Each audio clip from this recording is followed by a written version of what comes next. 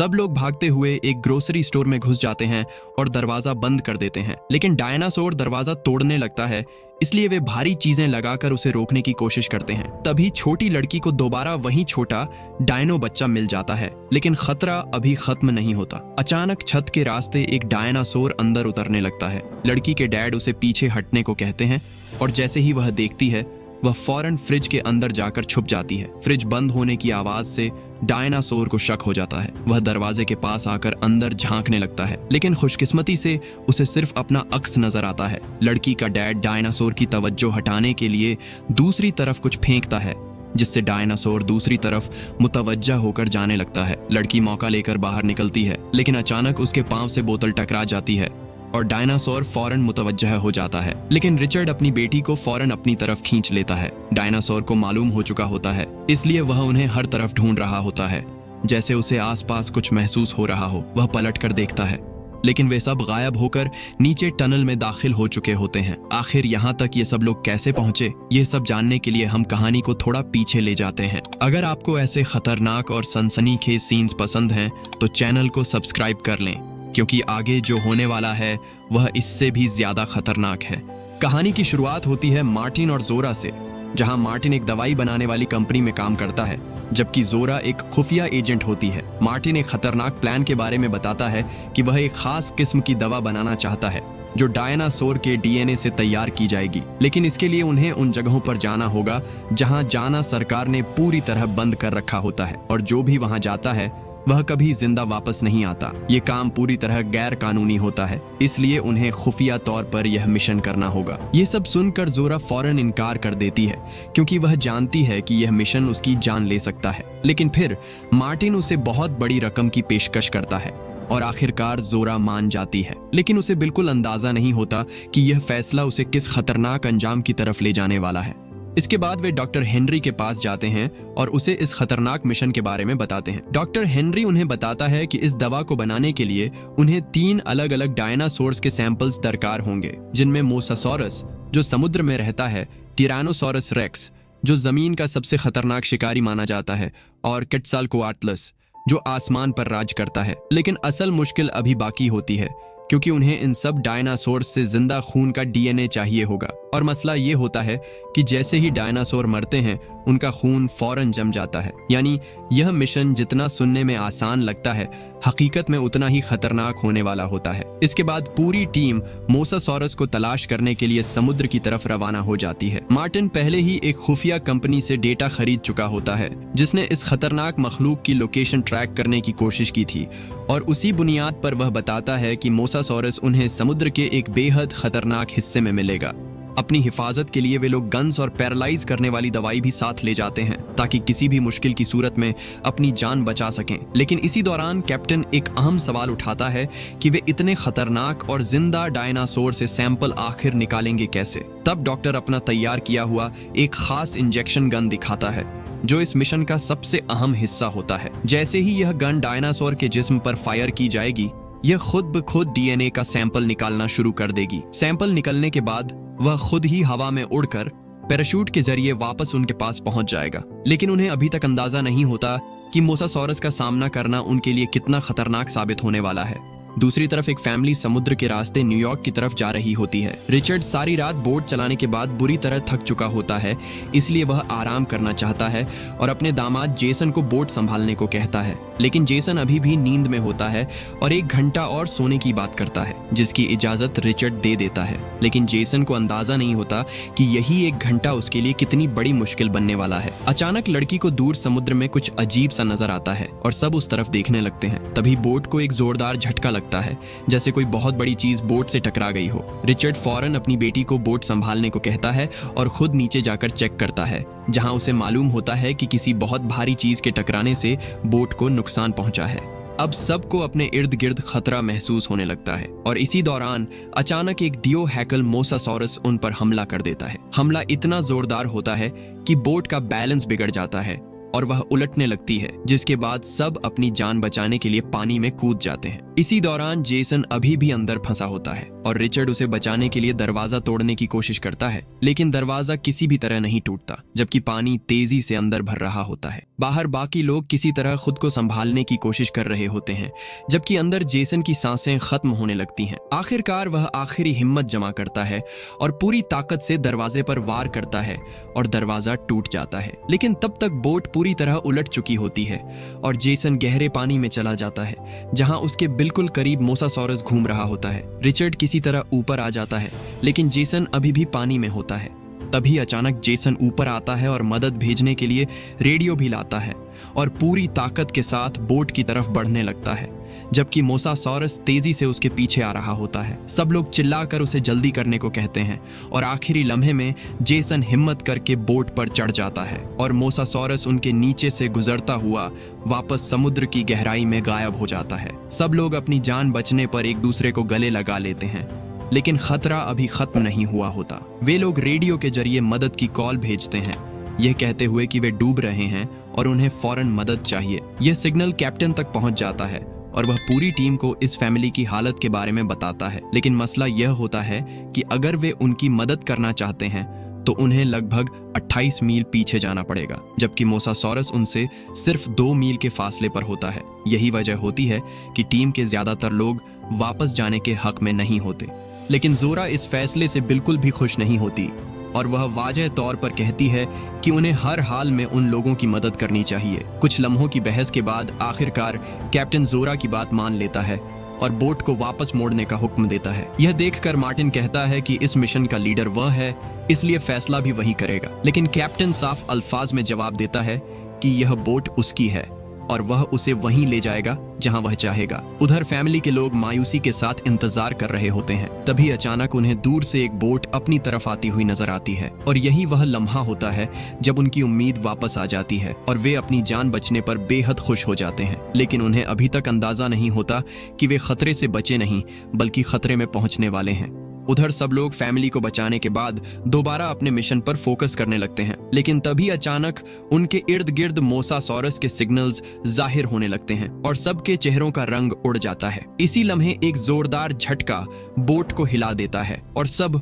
फौरन अपनी अपनी पोजीशन संभाल लेते हैं। अचानक मोसासॉरस पानी से बाहर निकलता है और उसका दियोहेकल साइज देखकर ऐसा लगता है जैसे वह एक ही झटके में बोट को तबाह कर सकता है। जोरा फौरन गन संभाल लेती है, जबकि डॉक्टर उसे हिदायत देता है कि सिर्फ तब फायर करे जब मोसासॉरस 10 मीटर के अंदर आ जाए। कैप्टन बोट की रफ्तार तेज करके उसे करीब लाने की कोशिश करता है, लेकिन मोसासॉरस और भी तेजी से आगे की तरफ बढ़ रहा होता है। अचानक वह 20 मीटर के फासले पर आकर पानी में गायब हो जाता है और सब उसे बेचैनी से तलाश करने लगते हैं। तभी अचानक दोबारा पानी से निकलता है और एक जबरदस्त लहर जोरा पर आ गिरती है, जिससे गन का फायर मिस हो जाता है। जोरा फौरन दूसरा इंजेक्शन मांगती है, लेकिन तब तक मोसासॉरस खतरनाक हद तक करीब आ चुका होता है। डॉक्टर जल्दी से इंजेक्शन सेट करता है और एन उसी वक्त मोसासॉरस बहुत जोरदार हमला कर देता है, जिससे जोरा नीचे लटक जाती है। वह लगभग उसके जबड़ों में जाने ही वाली होती है कि डॉक्टर आखिरी लम्हे में उसे ऊपर खींच लेता है। जोरा दोबारा खुद को संभालती है, निशाना लेती है और इस बार सीधा मोसासॉरस पर हिट कर देती है। फौरन इंजेक्शन में डीएनए जमा होना शुरू हो जाता है और कुछ ही लम्हों बाद वह सैंपल पैराशूट के जरिए उनकी तरफ वापस आने लगता है। आखिरकार डॉक्टर उसे पकड़ लेता है और सब लोग खुशी से झूम उठते हैं। उनका पहला सैंपल मुकम्मल हो चुका होता है, लेकिन अभी भी 2 बाकी होते हैं और सब यही समझ रहे होते हैं कि खतरा टल गया है, लेकिन असल खतरा अभी उनका इंतजार कर रहा होता है। अचानक लड़की को दूर समुद्र में स्पिनोसॉरस नजर आते हैं, जो तेजी से उनकी तरफ बढ़ रहे होते हैं। यही वह मखलूक होती है जिन्होंने पहले उनकी बोट को नुकसान पहुंचाया था। सब लोग उन्हें देखकर शदीद खौफ में मुब्तिला हो जाते हैं, क्योंकि अब कई स्पिनोसॉरस ने बोट को चारों तरफ से घेर लिया होता है। डॉक्टर बताता है कि यह मखलूक मोसासॉरस के शिकार में मदद करती है और यही उनकी सबसे बड़ी खतरनाक हकीकत होती है। इसी खौफ के आलम में एक शख्स गन उठाकर उन पर फायर करने लगता है, लेकिन उसे अंदाजा नहीं होता कि उसने कितनी बड़ी गलती कर दी है। गोली चलते ही स्पिनोसॉरस और ज्यादा जारे हो जाते हैं और एक स्पिनोसॉरस अचानक हमला करके उसे अपने जबड़ों में पकड़ लेता है और पानी में ले जाता है। अब अभी यह खतरा खत्म नहीं होता कि मोसासॉरस भी दोबारा हमला कर देता है। वह बोट से जोर से टकराता है, जिससे उसका बैलेंस बिगड़ जाता है और सब लोग लड़खड़ाने लगते हैं। लड़की नीचे गिरने ही वाली होती है कि मुश्किल से बच जाती है, जबकि एक छोटी लड़की भी पानी में गिरने के करीब होती है, लेकिन उसके वालिद आखिरी लम्हे में उसे पकड़ लेते हैं। स्पिनोसॉरस दोबारा हमला करने वाला होता है, लेकिन वे उसे ऊपर खींचकर बचा लेते हैं। उधर कैप्टन फौरन फैसला करता है और बोट को पूरी रफ्तार से चट्टानों की तरफ मोड़ देता है। मार्टिन उसे रोकता है कि अगर बोट चट्टानों से टकराई तो सब खत्म हो जाएगा, लेकिन कैप्टन कहता है कि मोसासॉरस इस खतरनाक इलाके में नहीं जा सकता। सब लोग शदीद खौफ में होते हैं, जैसे उनकी जिंदगी किसी भी लम्हे खत्म हो सकती है। इसी दौरान जोरा और डॉक्टर जरूरी सामान इकट्ठा करने में लग जाते हैं, लेकिन मोसासॉरस और करीब आ चुका होता है। रिचर्ड अपनी बेटी को मदद के लिए रेडियो इस्तेमाल करने को कहता है, लेकिन मार्टिन उसे रोकने की कोशिश करता है क्योंकि यह मिशन गैर कानूनी होता है। दोनों की इस बहस के दौरान लड़की तवाजुन खोकर बोट से नीचे गिरने लगती है। वह मदद के लिए पुकारती है, लेकिन मार्टिन सिर्फ देखता रहता है और कुछ नहीं करता। आखिरकार वह पानी में गिर जाती है, जिस पर जेसन फौरन उसे बचाने के लिए पानी में कूद जाता है। रिचर्ड भी ज्यादा देर बोट पर नहीं रहता क्योंकि उसे खतरा चट्टानों के बहुत करीब होने का अंदाजा हो जाता है, इसलिए वह अपनी छोटी बेटी के साथ पानी में छलांग लगा देता है। इसी दौरान मोसासॉरस दोबारा बोट पर हमला कर देता है, जिससे बोट सीधा चट्टानों की तरफ लुढ़कने लगती है। जोरा और डॉक्टर किसी तरह झुककर खुद को बचा लेते हैं, लेकिन मोसासॉरस अभी भी उनका पीछा कर रहा होता है, इसलिए कैप्टन सबको पानी में कूदने का हुक्म देता है। इसी वक्त अचानक मोसासॉरस पीछे हट जाता है। सब कुछ लम्हा भर के लिए रुक सा जाता है, लेकिन फिर पता चलता है कि सामने एक आइलैंड आ गया था, इसीलिए वह पीछे हट गया। लेकिन यह सुकून ज्यादा देर नहीं रहता, क्योंकि बोट पूरी रफ्तार से चट्टानों से टकराकर ऊपर चढ़ जाती है। सब लोग किसी तरह समुद्र से निकलकर अपनी जान बचाते हैं, जबकि बोट पूरी तरह तबाह हो चुकी होती है और किसी काम की नहीं रहती। वे जल्दी जल्दी अपना सामान पानी से निकालने की कोशिश करते हैं। तभी अचानक एक लड़की का बैग किनारे पर फंस जाता है। वह उसे जोर लगाकर खींचती है, लेकिन वह हिलता तक नहीं। जैसे ही वह पीछे से धक्का देने के लिए झुकती है, अचानक एक स्पाइनोसॉरस हमला करता है और उसे घसीटकर अपने साथ ले जाता है। सब लोग सदमे में बस देखते ही रह जाते हैं। दूसरी तरफ फैमिली के लोग समुद्र से निकलकर एक गुफा में पनाह ले लेते हैं, जहां से उन्हें एक खूबसूरत जंगल नजर आता है। यह मंजर देखकर वे कुछ लम्हों के लिए खुश हो जाते हैं, लेकिन उन्हें अंदाजा नहीं होता कि यही खूबसूरती जल्द उनके लिए मौत बनने वाली है। किसी को मालूम नहीं होता कि वे किस आइलैंड पर आ चुके हैं। मार्टिन बताता है कि यह दरअसल एक खुफिया रिसर्च आइलैंड था, जहां खतरनाक और अजीब मखलूकात तैयार की जाती थीं और जो नाकाम या नापसंदीदा थीं उन्हें यहीं छोड़ दिया गया था। एक सैंपल लेने के लिए वे पहले ही बहुत कुछ खो चुके होते हैं और अभी भी 2 बाकी होते हैं। जोरा आगे बढ़कर हिफाजती तार को काट देती है, जो इस इलाके को खतरनाक जानवरों से अलग रखने के लिए लगाई गई थी, और वे अनजाने में खुद को एक और बड़े खतरे के अंदर दाखिल कर देते हैं। जैसे ही वे जंगल में दाखिल होते हैं, उन्हें अजीब और गरीब आवाजें सुनाई देती हैं और सब एक लम्हे के लिए रुक जाते हैं। जोरा फौरन हुक्म देती है कि सिर्फ जरूरी सामान रखो और बाकी सब फेंक दो। सब अपनी जान बचाने के लिए फौरन वजन कम करने लगते हैं। उधर फैमिली रात होने पर एक जगह रुक जाती है और आराम करने लगती है। तभी एक छोटी लड़की को एक नन्हा सा डायनासोर मिलता है, जो उसके साथ दोस्ताना रवैया इख्तियार करता है और वह उसे कैंडी खिलाती है। कुछ ही देर में वह डायनो बच्चा उसका दोस्त बन जाता है, लेकिन इसी दौरान जेसन थोड़ी दूर जाता है, जहां पीछे से अचानक 2 छोटे डायनासोर उस पर हमला करने ही वाले होते हैं कि उसी लम्हे एक उड़ने वाला दियोहैकल डायनासोर नीचे झपटता है और उन दोनों को मारते हुए उठा कर ले जाता है। जेसन खौफ से साकित रह जाता है, क्योंकि अगर वह एक लम्हा भी हरकत करता तो शायद अगला शिकार वह खुद होता, और उसी लम्हे उसे अंदाजा हो जाता है कि यह आइलैंड कितना खतरनाक है, जहां हर साया एक नई मौत छुपाए बैठा है। सुबह होते ही सब लोग जंगल से निकलकर एक खुले घास के मैदान में आ जाते हैं, जहां हर तरफ अजीब सी खामोशी और हल्की धुंध छाई होती है, जैसे सुकून के पीछे कोई खतरा छुपा हो। अचानक उन्हें भारी कदमों और घर्राने की आवाजें सुनाई देती हैं। जोरा फौरन बंदूक संभालती है और आहिस्ता आहिस्ता आगे बढ़ने लगती है, जबकि सबकी नजरें इधर उधर किसी खतरे को तलाश कर रही होती हैं। तभी धुंध के बीच से एक दियोहैकल पूंछ नजर आती है और अगले ही लम्हे सामने आता है टायरानोसॉरस रेक्स। उसे देखकर सब एक लम्हे के लिए हैरानी में जम जाते हैं, क्योंकि इतना खतरनाक और अजीम डायनासोर उन्होंने पहले कभी नहीं देखा होता। डॉक्टर इस मंजर से बेहद मुतासिर हो जाता है। जोरा फौरन गन तैयार करती है। जोरा मौका देखते ही निशाना लेती है और एक ही शॉट में टी-रेक्स को हिट कर देती है। कुछ ही लम्हों में डीएनए का सैंपल इकट्ठा होना शुरू हो जाता है और फिर पैराशूट के जरिए सीधा उनके पास आ पहुंचता है। सब लोग खुशी से झूम उठते हैं। क्योंकि उन्होंने दूसरा सैंपल भी हैरतअंगेज तौर पर आसानी से हासिल कर लिया होता है। लेकिन उन्हें अभी तक अंदाजा नहीं होता कि आखिरी सैंपल इन सब के लिए सबसे खतरनाक साबित होने वाला है। दूसरी तरफ फैमिली पत्थरीले रास्तों से गुजरते हुए किसी महफूज जगह की तलाश में आगे बढ़ रही होती है। छोटा डायनो बच्चा अब उस लड़की का दोस्त बन चुका होता है, लेकिन वह तंग रास्ता पार नहीं कर पाता, इसलिए वह उसे अपने बैग में रख लेती है। वे सब आहिस्ता आहिस्ता आगे बढ़ रहे होते हैं कि अचानक जेसन फिसल कर नीचे गिर जाता है और उसे बचाने की कोशिश में बाकी सब भी एक एक करके नीचे जा गिरते हैं। झाड़ियों से फिसलते हुए वे सब एक निचली जगह पर पहुंच जाते हैं,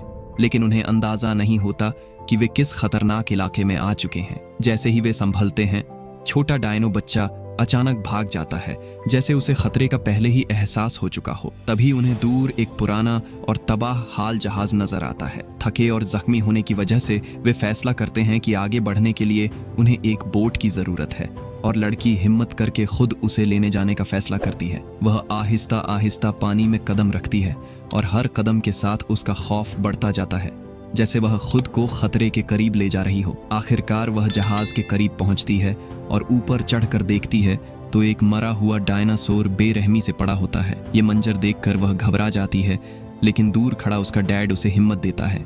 वह आहिस्ता आहिस्ता आगे बढ़ती है कि अचानक एक छोटा डायनासोर सामने आता है, जैसे उसे खबरदार कर रहा हो, और उसी लम्हे पीछे एक दियोहैकल डायनासोर करवट लेता है, जो दरअसल सो रहा होता है। सबकी सांसें रुक जाती हैं और उसका डैड उसे फौरन वापस आने को कहता है, लेकिन वह अब बहुत करीब पहुंच चुकी होती है, इसलिए वह तेजी से जहाज के अंदर दाखिल हो जाती है। अंदर अंधेरा होता है। वह टॉर्च जलाकर बोट तलाश करने लगती है। अचानक चमगादड़ों का एक झुंड बाहर उड़ता है, जिससे वह और ज्यादा घबरा जाती है। आखिरकार उसे एक बॉक्स मिल जाता है, लेकिन वह बहुत भारी होता है, इसलिए वह उसे घसीटते हुए बाहर लाने लगती है। इसी दौरान वह एक बड़ी गलती कर बैठती है। जैसे ही वह बॉक्स खोलती है, वह फौरन बोट के पीछे छुप जाती है और डायनासोर उसे नहीं देखता, और वह खामोशी से बोट को पानी में उतारती है। लेकिन डायनासोर पीछे खड़ा पानी पी रहा होता है।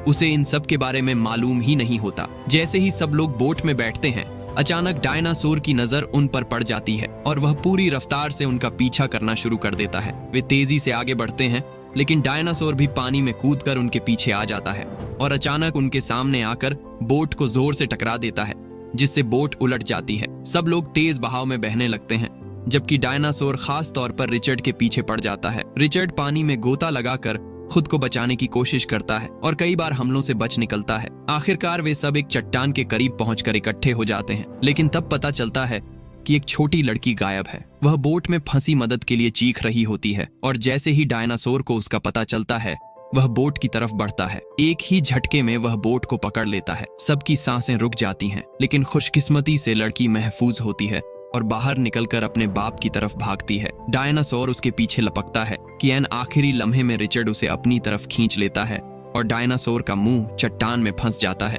बड़ी मुश्किल से वह खुद को आजाद करके पीछे हट जाता है और आखिरकार सब लोग अपनी जान बचाने में कामयाब हो जाते हैं।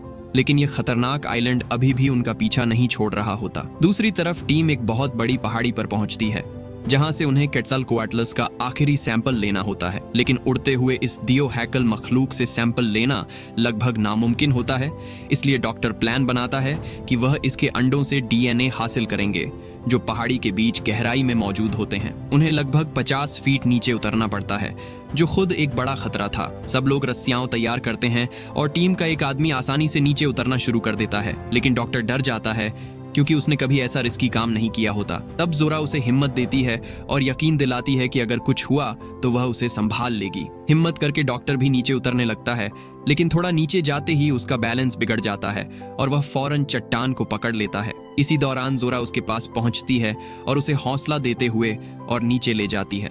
ऊपर कैप्टन और मार्टिन रस्सियां संभाल रहे होते हैं। तभी कैप्टन को नीचे कुछ अजीब सा नजर आता है, जैसे कोई गुफा हो। वह झांक कर देखता है तो वाकई वहां एक गुफा का रास्ता होता है। जैसे ही वह मार्टिन को बताता है, उसकी तवज्जो रस्सी से हट जाती है और रस्सी अचानक तेजी से नीचे सरकने लगती है। दोनों फौरन रस्सी को संभालते हैं और काबू में कर लेते हैं और डॉक्टर किसी तरह बच जाता है। थोड़ा नीचे आने पर डॉक्टर और जोरा उस गुफा के अंदर पहुंच जाते हैं। जब डॉक्टर पीछे मुड़कर देखता है तो हैरान रह जाता है, क्योंकि वहां बेशुमार बड़े बड़े अंडे रखे होते हैं। वह फौरन इंजेक्शन निकालकर सैंपल लेना शुरू कर देता है। बाहर खड़ा टीम का आदमी रस्सी को मजबूत करने के लिए पहाड़ी में हुक ठोकने लगता है, लेकिन उसे अंदाजा नहीं होता कि वह खुद मुसीबत को बुला रहा है। इस शोर को सुनकर क्विट्ज़लकोएटलिस वहां पहुंच जाता है और आते ही हमला कर देता है। इसी हड़बड़ाहट में डॉक्टर के हाथ से सैंपल नीचे गिर जाता है और वह दोनों अपनी जान बचाने की कोशिश करने लगते हैं। जोरा फौरन खुद को आगे करती है और डायनासोर की तवज्जो अपनी तरफ कर लेती है ताकि डॉक्टर सैंपल उठा सके, लेकिन वह मखलूक इतनी चालाक होती है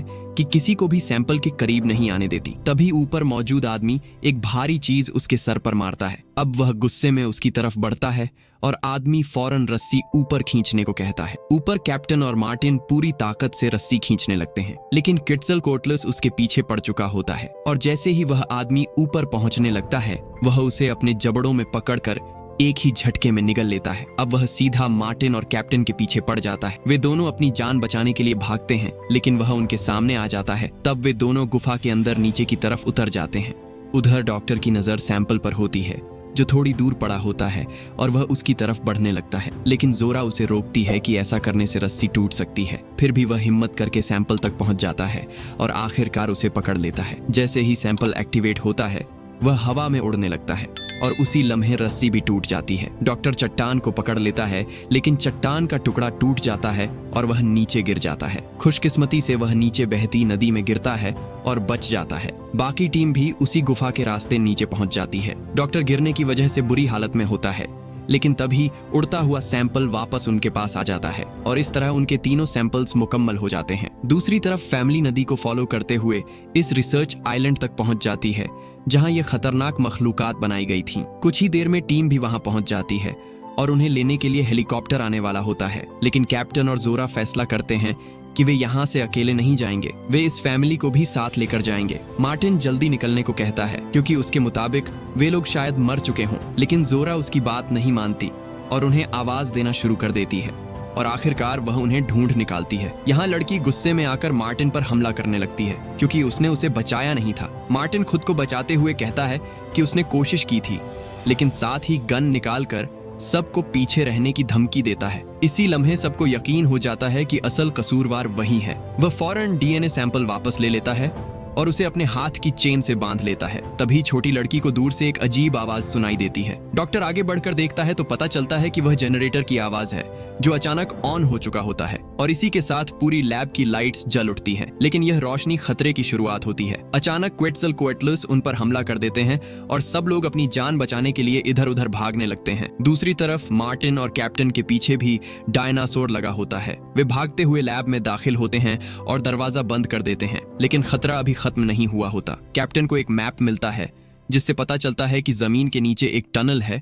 जो उन्हें बाहर निकाल सकती है। इसी दौरान हेलीकॉप्टर उन्हें लेने के लिए पहुंचता है, लेकिन जगह इतनी खतरनाक होती है कि वह सिर्फ 2 मिनट ही रुक सकता है। कैप्टन डॉक्टर को कहता है कि किसी भी तरह पायलट की तवज्जो हासिल करो। डॉक्टर भागते हुए ऊपर सीढ़ियों तक पहुंचता है, लेकिन हेलीकॉप्टर दूर जाने लगता है। तब उसे एक फ्लेयर गन मिलती है और वह उसे जला देता है। पायलट को सिग्नल मिल जाता है, लेकिन जैसे ही हेलीकॉप्टर करीब आता है एक दियोहैकल डायनासोर उसे फिजा में ही पकड़कर तबाह कर देता है और उनकी आखिरी उम्मीद भी खत्म हो जाती है। दूसरी तरफ जोरा अपनी जान बचाते हुए भागती है। मार्टिन कार के नीचे से डायनासोर पर फायर करता है, लेकिन कोई फायदा नहीं होता। डायनासोर उसका बैग खींचता है और मार्टिन भी उसके साथ घसीटा जाता है, लेकिन वह बचकर कार में बैठ जाता है और गाड़ी भगा ले जाता है। जोरा झाड़ियों में छुप जाती है। तभी डायनासोर को टनल से आवाज आती है और वह अंदर चला जाता है। जोरा भी उसके पीछे टनल में दाखिल हो जाती है। अंदर सब लोग इकट्ठे हो जाते हैं और फैसला करते हैं कि अब इसी टनल के रास्ते निकलना होगा। दूसरी तरफ मार्टिन गाड़ी लेकर